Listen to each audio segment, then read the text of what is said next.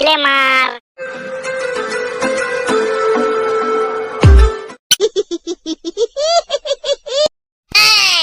আরে ফেলু ব্রো, আমার কদিন ধরে ঘুম আসছে না, শুধু একটা চিন্তায় মাথার মধ্যে খালি ঘুরপাক খাচ্ছে। কি সব চিন্তা ভাবনা করছিস? কি মাথায় তোর ঘুরছে? আমাকে বলে ফেল, দেখবি তোর ঠিক ঘুম চলে আসবে। ওই চিন্তা মাথা থেকে দূর করে ফেল দেখি তাড়াতাড়ি। আসলে ফেলু ব্রো, আমি কদিন ধরেই চিন্তা করছিলাম যে আমি একটা সিনেমা বানাবো, বুঝলি? আরে বলছিস কি রে ভেটু, তুই সিনেমা তৈরি করবি? আরে এতে তো অনেক লোক লাগবে, যেমন ধর এই নায়ক লাগবে, নায়িকা লাগবে, ভিলেন লাগবে। কালু ছেলে তো ঠিকই বলেছে বটে, এখানে নায়ক লাগবে, নায়িকা লাগবে, ভিলেন লাগবে, সিনেমার একটা নামও তো দিতে হবে বটে। সেগুলো তো আমি চিন্তা ভাবনা করে ফেলেছি আগে থেকে। এই যেমন ধর সিনেমার নামটা দেবো আমি ঘুম, নায়ক হব আমি, নায়িকা হবে কোলবালিশ, আর ভিলেন হবে মশা। ফেলু ব্রো, সিনেমাটা কিরকম হবে বলতো? এখানে আমি একটা ছোট উপদেশ দেবো তোকে, তুই মশাইটা টাঙাবি না, তাইলেই দেখতে পাবি 1 মাসের মধ্যে তোর কি অবস্থা হয়। সিনেমাটা পুরো একবার হাউসফুল হয়ে যাবে। ফেলু ভাই, কালকে কালু আমার সাথে খুব খারাপ ব্যবহার করেছে রাতে। তুই যদি কিছু না করিস আমি কিন্তু স্যারকে বলে দেবো বটে। আরে কালু, তুই লেবুকে কি বলেছিস? লেবু এরকম তোর উপর রেগে রয়েছে? না ফেলু, সেরকম কিছু ব্যাপার না। কালকে রাতে 12টার সময় আমি লেবুকে ফোন করেছিলাম, বললাম আমার বাড়িতে একটু আয়। তারপর ও বললো ঠিক আছে, কাজ হয়ে যাওয়ার পর চলে যাবে বললো। তখন আমি বললাম আরে তুই থেকে যা, এত রাত্রিবেলা যাবি কেন? তারপর কি হয়েছে জানি না, এত রেগে গেল কেন? না ফেলু ভাই, কথা তো ঠিক বলে নাই। রাতের বেলা 12টার সময় আমাকে ফোন করে বলল যে তুই তাড়াতাড়ি আমাদের বাড়িতে চলে আয় বটে, বিশেষ কাজ আছে। আমি তখন ফোনে কালুকে বললাম যে আমি এখন ঘুমাচ্ছি, যেতে পারবো না বটে। তখন কালু তো বলল প্লিজ প্লিজ লেবু আয়, না হলে আমি খুব সমস্যায় পড়ে যাব বটে। তখন তুই কি করলি? আমি তো ভাবলাম ছেলেটা অসুবিধায় পড়বে, যখন যাই একবার ঘুরেই আসি, কি সমস্যা হয়েছে একবার দেখেই আসি। আমি তো রাত্রেবেলায় গিয়ে দেখলাম দরজা তো খোলাই আছে, আর কালু বেটা শুয়ে শুয়ে টিভি দেখছে বটে। কালুটোর কাছে যখন গেলাম তখন বলল তুই চা খাবি নাকি বটে। আমি তখন বললাম যে এত রাতের বেলায় তোর কিসের জরুরি কাজ আছে বটে, তাড়াতাড়ি বল, বাড়িতে গিয়ে আমার ঘুমাতে হবে, আমার ভীষণ ঘুম পেয়েছে। তখন কালুটো বলল আমাকে তুই যখন চা খাবি নাই তখন তুই এক কাজ কর, আমার টিভি সুইচটা একটু বন্ধ করে দে, আর বাইরে থেকে দরজাটা লাগিয়ে দিয়ে তুই চলে যা বটে। আমি কালুটোকে বললাম তোর এত জরুরি কাজ আছে, তুই সেটার জন্য আমাকে ডাকলি, সেইটা বললি না তো। কালুটো আমাকে তখন বলল দেখ ভীষণ ঠান্ডা পড়েছে বটে, আমি লেট থেকে উঠতে পারছি না, তুই একটু টিভির সুইচটা বন্ধ করে দে আর লাইটটা নিভিয়ে দিয়ে বাইরে থেকে দরজাটা বন্ধ করে দিয়ে চলে যা বটে। এখন তুই বল ফেলু ব্রো, আমার মাথাটা গরম হবে না?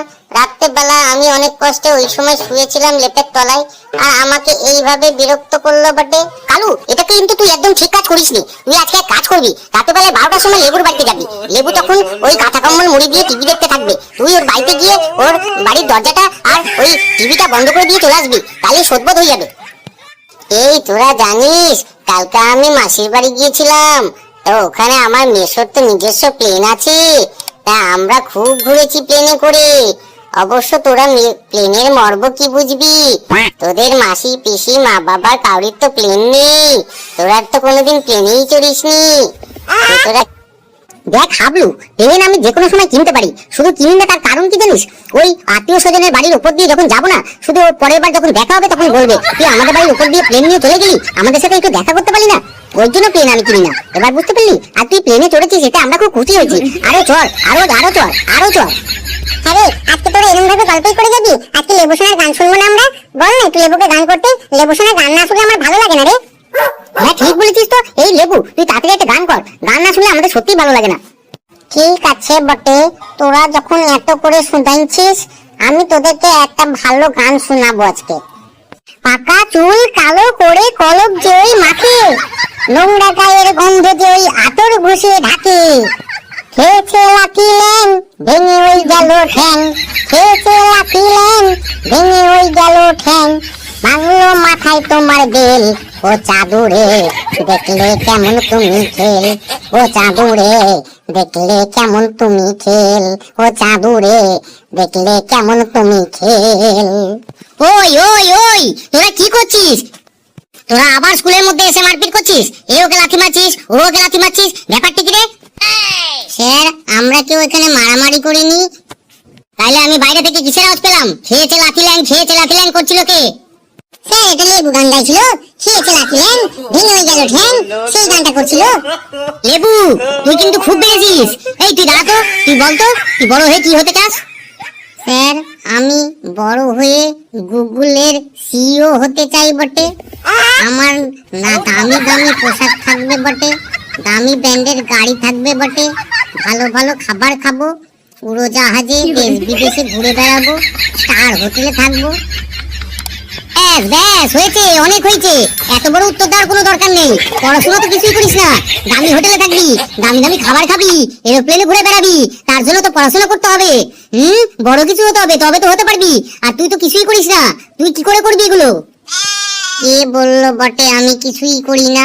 আমি পড়াশোনার পাশাপাশি গানটাও করি বটে। একদিন দেখবেন স্যার, এই গান এমন গাইবো না, আমি একদম ফেমাস হয়ে যাব বটে। তখন দেখবেন এইগুলো সব আস্তে আস্তে আমার হয়ে যাবে। এই লেবু, তুই বেঞ্চের উপর দাঁড়া, দুই হাত তুলে বেঞ্চের উপর দাঁড়া তো। স্যার তো জীবনে পড়াশোনা ছাড়া আর কিছুই করলো না, গানের মর্মটা বোঝে না বটে। আমার পেছনে খালি লেগেই গেল আর লেগেই গেল। ওইখানে ওইটা কে? কালু নাকি? এই কালু, তুই বলতো বিদ্যুৎ চলে গেলে আমরা কি দেখতে পাই? বিদ্যুৎ চলে গেলে স্যার, বিদ্যুৎ চলে গেলে তো আমরা ভবিষ্যৎ দেখতে পাই। বিদ্যুৎ চলে গেলে ভবিষ্যৎ দেখতে পাস? কি করে, আমাকে একটু বলে বুঝা দেখি। স্যার, আপনি তো বলেছেন আমাদের ভবিষ্যৎ নাকি অন্ধকার, আর বিদ্যুৎ চলে গেলে তো আমরা অন্ধকারই দেখি। আর কাউরির না হোক, তোর যে ভবিষ্যৎ অন্ধকার সে আমি দেখতেই পাচ্ছি। তুই বেঞ্চের উপর দাঁড়া, দুই হাত তুলে দাঁড়া। এই ঘটু, তুই এবার বল, আমাদের যদি দাঁতে পোকা হয় তাহলে আমরা কি করব?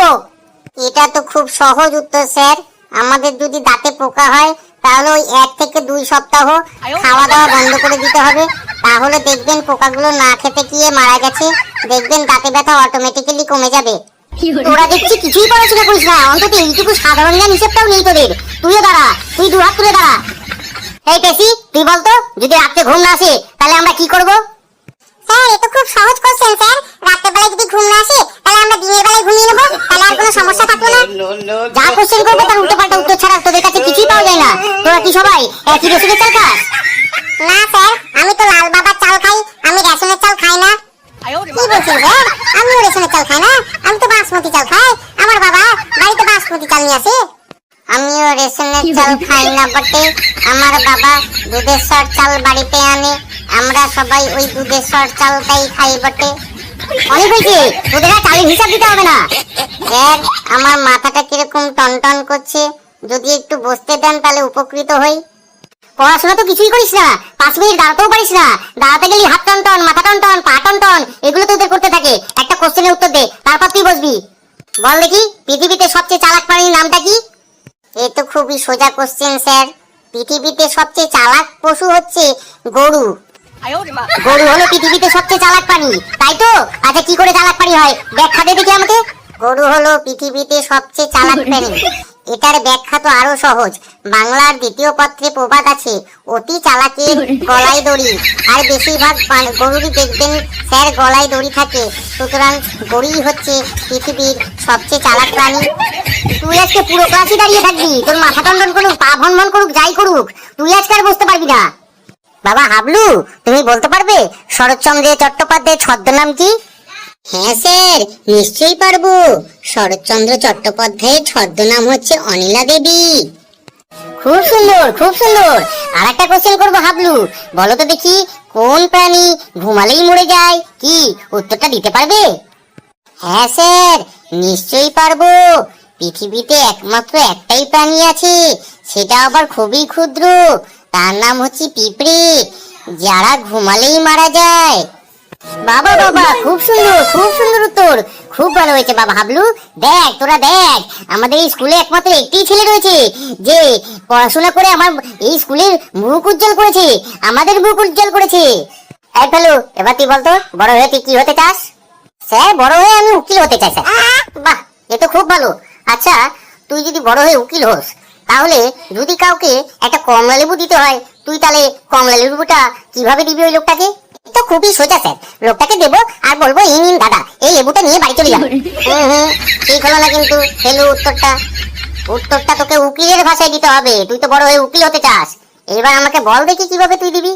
ও এই ব্যাপার, আমাকে তাহলে উকিলের ভাষায় বলতে হবে। আচ্ছা ঠিক আছে, শুনুন স্যার, তাহলে কিভাবে বলতে হবে সেটা আপনাকে আমি বলে দিচ্ছি। আমি শ্রী ভলুর পুত্র ফেলু, গ্রাম গাজীপুর, আমতা, হাওড়া, পশ্চিমবঙ্গ, ভারত নিবাসী, পূর্ব সজ্ঞানে কারোর কাছে ভয় অথবা চাপে না পড়িয়া, মারধর না খাইয়া, এই ফল যাহা কমলালেবু নামে পরিচিত, আর যেটার উপর আমার সম্পূর্ণ অধিকার রইয়াছে, তাহার খোসা, রস, মজ্জা এবং বীজ সহিত আপনাকে প্রদান করিতেছি, এবং ইহার সহিত আপনাকে সম্পূর্ণ নিঃশর্ত অধিকার দিতেছি যে আপনি ইহাকে কাটিতে বা ছিঁড়িতে, ফ্রিজে রাখিতে বা খাবার জন্য পূর্ণভাবে স্বতন্ত্র রাখিতে পারিবেন। আপনার এই অধিকারও থাকিবে যে আপনি যে কোনো অন্য ব্যক্তিকে এই ফল, ইহার খোসা, রস, মজ্জা ও বীজের সহিত বা অন্যথা তাহাকে দিতে, খাওয়াইতে, বিক্রয় করিতে, ডাস্টবিনে ফেলিয়ে দিতেও পারিবেন। বুঝতে পেরেছি, এবার তুই থাম, আমি আর নিতে পারছি না। আরেকটু বাকি আছে স্যার, সেটা অবশ্যই শুনবেন। আমি এই ঘোষণা করিতেছি যে আজকের পূর্বে এই কমলালেবু সংক্রান্ত কোনো প্রকার বাদ বিবাদ, ঝগড়া ঝঞ্ঝাট সমস্ত দায়িত্ব আমার, এবং আজকের পর হইতে এই কমলালেবুর সহিত আমার আর কোনো প্রকার সম্পর্ক থাকিবে না। কিন্তু আমার মৃত্যুর পর আমার ভবিষ্যৎ বা উত্তরাধিকারী বা আমার কোনো আত্মীয় স্বজন এই কমলালেবুর উপর কোনো অংশে কোনো প্রকার দাবি রাখবে না বা দাবি করবও না। অধিকন্তু এই কমলালেবুর বীজ হতে কোনো গাছ জন্মালে সেই গাছ বা তার কোনো পাতা, ডালপালা, শিকড়, ফল ও ফলের উপর আমার বা আমার কোনো উত্তরাধিকারীর কোনরূপ দাবি থাকবে না। এই আমিও নিতে পারছি না। ঠিক আছে, তোর ওকালতি তুই তোর কাছেই রাখ, আমি আজকে আসছি, কালকে আবার এখান থেকে পড়াশোনা ধরবো। ঠিক আছে, তোরা কিন্তু পড়া করে আসিস। উরে বাবা রে, কি পিকুলিয়ার ছেলে রে বাবা। বন্ধুরা, ভিডিওটি যদি তোমাদের ভালো লেগে থাকে তাহলে ছোট্ট একটা লাইক করে দেবে, আর বেশি বেশি করে শেয়ার করে দিও কিন্তু। আর আমাদের এই ভিডিওটি দেখতে থাকুন, আর যত দেখবে তত হাসবে, আর যত হাসবে তত সুস্থ থাকবে। সুতরাং আমাদের সাথে থাকুন, আর ভিডিওটি দেখতে থাকুন, আর হাসতে থাকুন, আর সুস্থ থাকুন।